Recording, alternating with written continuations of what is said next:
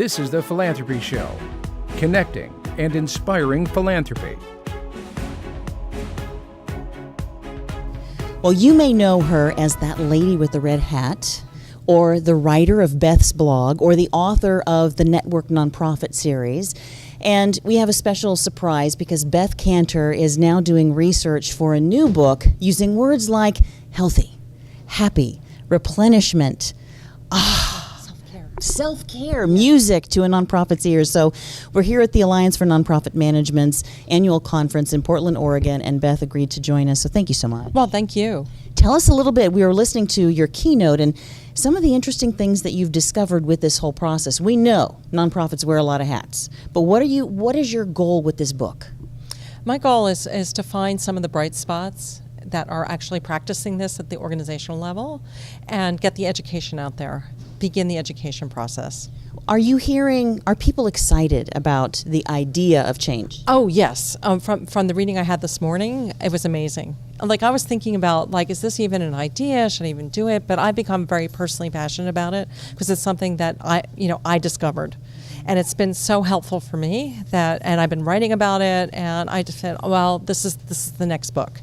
I think that I was watching the room as Beth was sharing her personal story, and if you wouldn't mind, share that here this afternoon, because it's something that I think people hear, but you made a good point. We keep doing the same that we're doing, overworking, not eating, no nutrition, no exercise, until you go to your doctor and your cholesterol is 399, which is a recipe for killing yourself. And so I didn't want to take medicine, and my doctor said, well, why don't you try some diet and exercise? And my doctor had been saying that for a couple of years, and I didn't listen. And so I got a Fitbit, one of these, because what gets measured gets done. And I started walking. I walked 25,000 steps per day. Wow. And I started measuring my sleep. I started really watching what I was eating, and I went back, and my cholesterol went down to 99. Congratulations. But that's not all. Okay, what happened was I felt I was writing better, I was getting more stuff done, but I was sleeping more, and I'm spending less time in front of my computer. I'm out walking. And so I'm healthier, happier, and feeling really productive. And this got me on the whole idea of walking as part of work, movement as part of work, and really talking to a lot of nonprofits about it. You're talking, though, about a fundamental change within the nonprofit sector's philosophy of how to get things done. Absolutely, because I think the mindset, time management is a industrial age technique, and in a network society, we need to manage our energy and manage our attention. Here's what struck me too while you were speaking. We have so many, I would say that every nonprofit would aim for this, but at least 90% that I've personally come across have the goal of telling their clients that they can make a difference, that they are worth the time needed to take care of themselves, to make that difference. Absolutely. But it's not reflected then in the people who are doing the work for those clients. You mean the staff? Yes. Well, as I said, I've discovered one thing here today is that there seems to be three types of CEOs, if that's what you're talking about, the leaders. There's those that don't believe self-care is important at all. There are those that, self-care is important, and I'll make sure my staff is taking care of themselves, but I'm not going to take care of myself. And then there's those that walk the talk and talk the talk. Well, I know the big question is how do you do this shift? Do you have any inkling, or is that going to be par for the substance of the book that you're coming with? How do we do it? Well, some of the shifts that I've seen people make are like my own, where something calamitous happens, and then you realize it. But I hope that maybe through raising the discussion and raising the awareness and maybe the peer influence, people will begin to think about change. Wow. So what is the process right now that you're going through with you're going out collecting research, you're asking folks to interview or to email you with stories? Yeah, we have, like any book project, you have your outline, and we know the topics we're going to address. I now, from the design lab this afternoon, I'm going to go back and figure out what are we missing. I got some really great feedback about words to describe certain things because I've been struggling with them myself.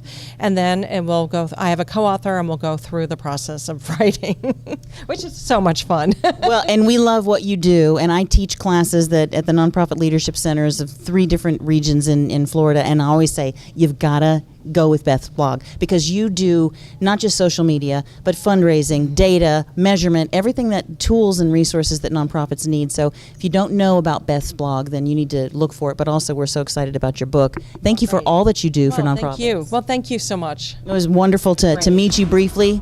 Good luck, and we'll see you later.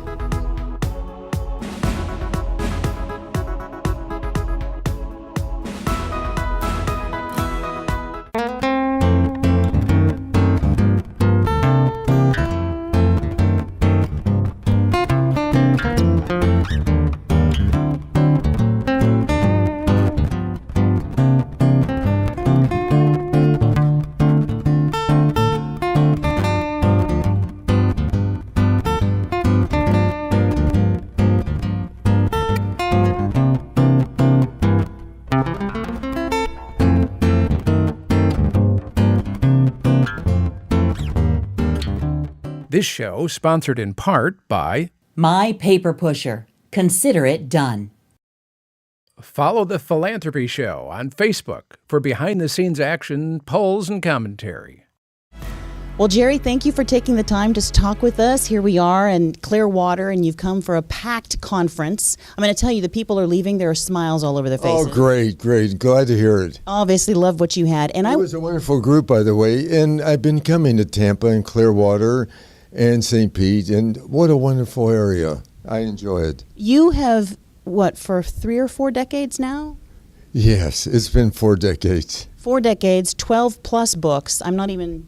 Actually, they're 19. 19 books on fundraising, folks, and Asking, I believe, has marked the history books, right? Yes, Asking is the largest selling book in the history of fundraising. But I also wrote a book called Power Questions, and in 2014, that was Amazon's top 40 books. Wow. Yeah, so that's been rather special. Well, it's quite an honor for us to be able to pick your brain, so to speak, on this. And thank you for everything you've done for the nonprofit sector. So fundraising today, we've had the opportunity to talk with quite a few folks about their fear of fundraising. And I want to ask you, from all the experience and all the thousands of people you've had the opportunity to speak with, what's the number one obstacle that keeps getting in our way? Yeah, for some reason, people have really trouble asking for the gift. Some say, I don't like to beg, and I say, it's not begging at all. You're asking people to join a great cause. Some say, I just can't do it. Even I've had life insurance salesmen, great people, great salespeople, but somehow asking for the gift. So that's why I like to go in pairs. I like to be able to orchestrate the ask. But if you're asking somebody to give to a great cause, it makes it so much easier. Well, that is a part of, within the nonprofit community, we have passions around what we're doing. Right? We have passions around the change that we want in the community. But how do we continue to get stuck in that one area? Is it just the insecurity of, hey, Jerry, I'm really passionate about this. I believe in it. What do you recommend for somebody to get around that when you said going in pairs? Oh, I like going in pairs because you can orchestrate it.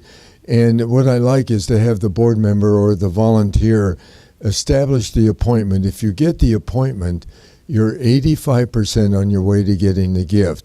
Getting the appointment is harder than getting the gift. Once you get the appointment, you're on your way. And so the board member can open doors, get the appointment. If you don't have that kind of a board, you have the wrong board. So getting the board member to make the appointment, get the gift, get the appointment, and then the two of you are together. I like to have the board member talk about why they love the institution, why it means a lot to them. They give testimony to why it's significant to them. And they're not employed, they're volunteers. And they're volunteers. And then the staff member can ask for the gift. And so going in pairs makes it so much easier. You're somebody who speaks after my heart. I've read some of your material, and when you talk about relationship versus the sale, explain a little bit about that. It's when you're asking for help in the nonprofit sector, it's really about you're asking for this relationship to continue forward. Right. You know what? I've never felt it's like asking for a sale. You're asking somebody to join you in a great cause. And what you want to do is to talk about what are the results. How is your organization uniquely positioned to serve people? How are they changing lives and saving lives? I like to be able to say no other organization does it as effectively as we do. So to be able to tell that story, I think if you probe and you listen and you ask questions, probe, ask questions, listen, you don't even have to ask for the gift. You listen the gift. Does that make sense? It does, because you're becoming a partner with that person. Exactly. And when you listen, you honor the person, you convince the person by listening, you compliment the person. So listening, and we talked about that at our session, listening is one of the most important tools in a fundraiser's toolkit. Instead of thinking ahead to this is what I want to close them on. Exactly. Listening to their concerns. Exactly. If you don't know what their concerns are, you're not going to get the gift. Give the donor more and more of what they want, and you will get more and more of what you want. You know, I'm going to wrap this up with what my third question is regarding just that, because I've also read that you've stated go into this relationship with no expectation of how the donor should act. In other words, I want to present this information to you, Jerry, and I want to hear how passionate I am and hear your passions about it. But then you still, as a fundraiser, how do you avoid wanting them to act? Sure. The one thing, first of all, expect a no. You may get a no. And I say to our staff, SW, some will, some won't, so what, someone's waiting. Wait, say that again. Sure. Some will, some won't, so what, someone's waiting. I love that. Especially the last four. So what, someone's waiting, yes. Someone's waiting to make a gift. So your job is to make the presentation, show as much passion as you possibly can, and finally ask a person to join you in the program. Don't talk about the organization. I say talk about who you serve and how you are uniquely positioned to serve men and women. You're changing lives and saving lives. That's what you want to talk about. It's not about money. It's not about the organization. It's about changing lives and saving lives. That's what it's about. And Jerry, thank you for being so dedicated to just that, because by helping the nonprofit sector build its ability to do that, you're affecting change globally. You're giving people these tools to do it on their own and really strengthening them. Thank you for doing that. Oh, it's great being with you. Thank you. It's wonderful. Thank you so much, Jerry Panas. This show sponsored in part by Our studio sponsor, the Nonprofit Leadership Center of Tampa Bay. Follow the Philanthropy Show on Facebook for behind-the-scenes action, polls, and commentary. Hi, I'm Emily Benham, CEO of the Nonprofit Leadership Center, studio sponsor for the Philanthropy Show. Does your organization have a monthly newsletter that goes out 8, 10 times a year? I know that many do. My advice to you today, delay no longer. Make it a priority and keep it simple. Did you know that research shows that after a donor makes a gift, performance matters 20%, while exposure matters 65%? What does that mean? It means that we need to find creative ways to stay in front of them with news about our organizations and stories about the people we serve. I do a monthly email update for our board, focusing on 2 primary areas. First, our top goals and our progress to date. Secondly, I like to find an unusual story or dimension of our work and tell them about it in a personal way. A story of a student, a photo of a special thank you card, a list of all the nonprofits using our center in a 30-day period, things that they wouldn't necessarily know unless they worked here. I try to keep it to 2 pages or less and include at least one photo. I've gotten great feedback. Then I asked our major donors and former trustees if they would like to receive the same information. And guess what? They said yes. It's simple, timely, and effective. I hope that you put it at the top of your to-dos today.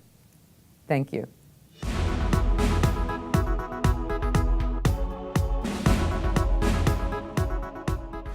And here we are with Susan Meier, Senior Governance Consultant with BoardSource and Principal of Meier & Associates, and she's taken the time after a full day of working with lots of board members from throughout Tampa Bay, giving lots of encouraging ideas, to come and talk with us on the Philanthropy Show. Thank you and welcome. I'm delighted to be here. Thank you. Well, this is an interesting time to be talking about boards and board roles and board leadership, so I'm kind of going to go a little bit basic because, you know, the viewers that we have watching across the country, there might be new board members, there might be very experienced board members. But first, what is the primary role of a board member? Well, it's a great question. The board itself has three fundamental roles, and that is to set direction, provide resources, all kinds of resources, human and financial, and reputational, and then, of course, to provide appropriate oversight of the operations. But the board member, him or herself, actually has three legal duties: the duty of care, loyalty, and obedience. Very important. Many board members don't realize that. And they also have responsibility to actively participate in the board, come to meetings prepared, ask the great questions, be 24/7 advocates and ambassadors for the organization. So there are many responsibilities of the individual board member as well. You know, you didn't take very long to say that, and yet I understand a lot of what she just said. That would be huge prep help for board members who are coming on. So what are the most, I guess, commonly misunderstood or least expected things that board members who don't really, they're first-time board members, and all of a sudden they come on and they go, I didn't know I was supposed to do that. Yeah, it's really a great point, and it happens time and time again. What we usually suggest is that every potential board member have some level of understanding about what will be expected of them. What does it mean to sit on this particular board of directors? How many meetings a year do you have? What kind of check am I to write? What are my legal duties? Except, how many committees am I to sit on? These kinds of things. But preparing new board members for really serving effectively, it takes time and intention. And what we see happen more and more now are very, more formal, very intentional orientation sessions. Mm-hmm. And I think it's helpful to have a board mentor for each new board member as well. Like That's a great idea. I can work with them and kind of answer some of those questions that you might not want to ask at the full board table as you get to know the culture and the practices of the board itself. And hopefully not a new board member with a new board member, somebody who's been on a little bit longer. Exactly. Seasoned board member with a newbie. That's always what I like to see. I think that what people are familiar with the onboarding process, they put everything that you just talked about once the board member is already on board. Mm-hmm. But you're saying do some of this ahead of time. Mm-hmm. Well, and you have to be careful because once they have to be elected first. Mm-hmm. The board member must be elected, and then you can begin to prepare them, give them materials to study in advance, connect them with their mentor perhaps, and prepare them for that first board meeting. It still takes some time to assimilate, but we really invite, hopefully, the best and the brightest to sit at our board tables, so we want them to be engaged and to actively participate as quickly as they can. And in the decision to become a board member is a big one, and we understand that because you are an employed, probably member of the community doing a full-time job somewhere else, and you're coming on as a volunteer to help the nonprofit that you're passionate about. How do you walk the guideline between how many hours is appropriate, how many hours is not? Is there a set standard? How many do you have on the board? How do you, I guess, equally distribute the workload of the board? It's a really good question and not always easy to do. Typically, board officers will expend more time in board service. That just makes sense. They have additional responsibilities and so on. The typical board member should expect to certainly attend board meetings, so it depends, is it a monthly board meeting or every other month or quarterly? How long is the board meeting? Is it an hour and a half or is it 3 hours? So you need to kind of work the math out in advance to understand what that basic time commitment will be. And beyond that, we really are looking for board members to volunteer to be engaged in special events or maybe in some volunteer activities as well. So a great question for prospective board members to ask in advance is, what can I expect reasonably in terms of how many hours a month I would need to spend? Now, the officers then as the officers are working with the board and taking on the work, they need to think about how do we divide this up appropriately between different committees or different leaders on the board as appropriate, so that the work can in fact be shared by all the board members. We're talking a lot about a lot of work that board members do, but there's also that governance angle. And there's the catchphrase. We kind of hear it in the community. Is it a working board or is it a governance board? So, can't they be both, and what's the difference? I talk about with frequency. So often with good intention, we talk about, we have a working board. And what I think we generally mean is our board works. Well, a working board actually implies that the board itself is doing the work of the operations as well as the work of governing. As if they are fulfilling a staff duty? Yes, and typically it's appropriate at the very early start of let's say a startup organization where there may be no staff or perhaps volunteer staff or maybe one part-time staff. And so then board members actually do need to do much of the work of the operations. So it's not that they don't have any lazy board members and they're all working. I can say that. But it's that they're actually trying to develop the organization from an inertia, from an initial standpoint, and then they grow into the governance because the staff are in place? Yes. Well, they always have the responsibility of being a governing board, even from the very beginning, because boards govern. That's why they exist. But as the organization matures and moves from the startup to the adolescent phase to the mature phase, the role of the board actually changes. And at the beginning, as we said, it's more hands-on and it is involved in operations, helping with the finances and bookkeeping. It might be helping to run programs. Finding the right executive director or CEO. Exactly, these kinds of things. And then as the organization grows and you hire staff, competent staff, the board steps back from that hands-on role and becomes more of just the governing board and gets more involved in oversight, fundraising, being a great ambassador, providing oversight, and so on. What is your passion around boards? Expert here, done this for a long time, and you're very good at it and know a lot about it. Where does that come from? I didn't even know this existed when I was growing up, but as soon as I was exposed to the nonprofit sector and began working with these incredible volunteers, they're so passionate about the organizations, I realized how important this was to me. I personally really believe the boards matter. I don't know that everybody agrees, but I believe it. I think they should matter. They all aren't reaching their potential at this point, so many of us are just trying to do what we can to help them reach that potential. Let me ask you this one last question, because I know that we do hear a lot about it a little bit. Let me get you to come towards me just a little, so we're both on camera here. We just lost and got a light back on again. This is what happens when you're live in the field. So it's wonderful. It's fresh. What do you see as a healthy relationship between a CEO and the board? What does that look like? It's changed a lot.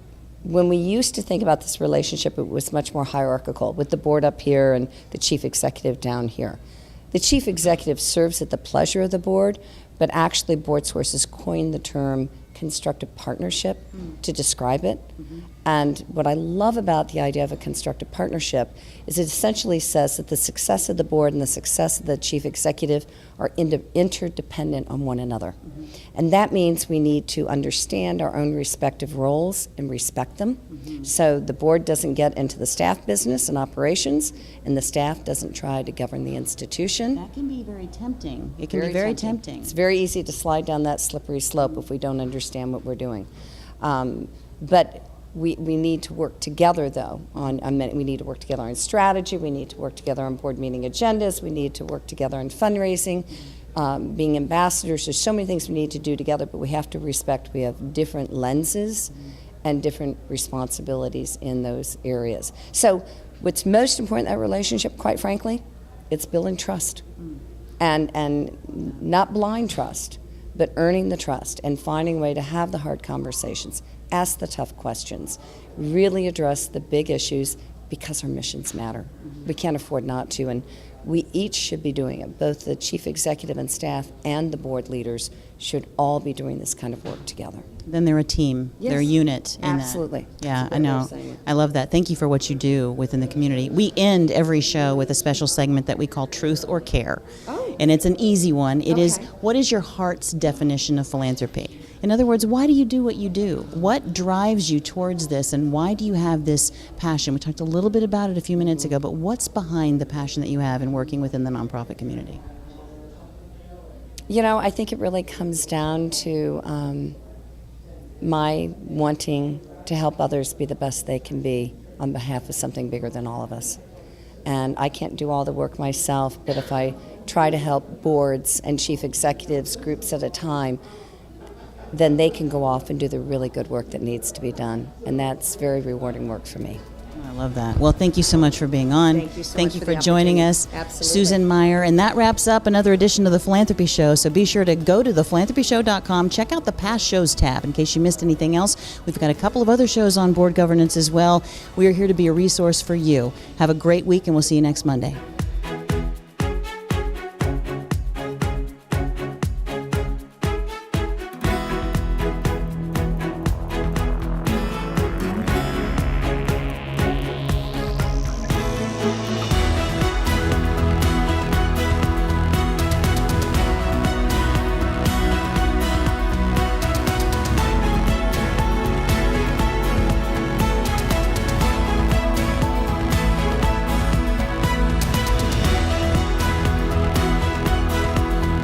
Do you have an idea for the Philanthropy Show? Contact us via our website or email us at tps@myvideovoice.com.